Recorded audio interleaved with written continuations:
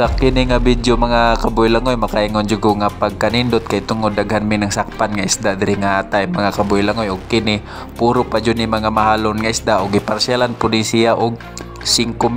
kani halos ni tanang mga galunggong. Kung sa Bisaya ni tawag ni sa mga burot ni mga kabuilangoy nya ang mga kuana ni mga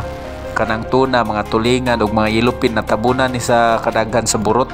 Sa galunggong ba natabunan sila kay gamay ra man ang mga tuna nasa ibabaw kana, mora na among kuha nga tuna kanang subay-subay sa ibabaw. Maura na ang tuna mga 1,000 kilos ra na natabunan jud sila sa kadaghan aning kuan burot mga kabuilangoy nya dire gihinay-hinay nagsaka ang pataw kay para dili siya makuan ba makagawa sa mga isda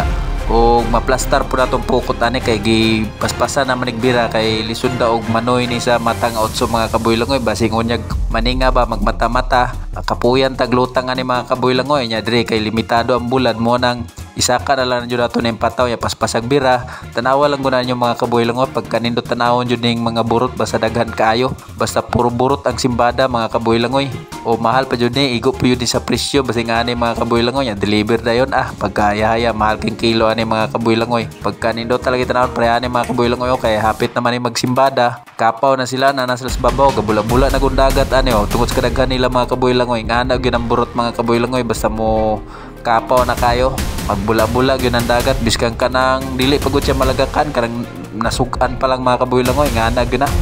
ang burot magbula-bula sa mutag matapok na sila diya yun di mo mahibalan nga burot yun na sila or galunggong tawag sa Tagalog mga kabuilangoy mo na ako mga kauban bilo-biluan na nila lagi og bira ang pukot kay para masipong na mabulsa na nato og masibot na mabutang na nato dito sa unay sa motherboard ba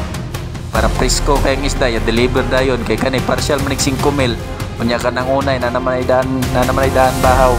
nanay sulod na yang kwan ba isbakan nanay duha ka bangag na di sa ato pa kanang 5,000 sobre bangag na kay tag 5,000 man ang kada bangag aning kwan aning nanay sudlan na nani mga kabuilang diri nga tay mga kabuilang happy tag di moment kay apo na kayo burot ani nanagyud sa pinakababaw nagtapok na gyud sila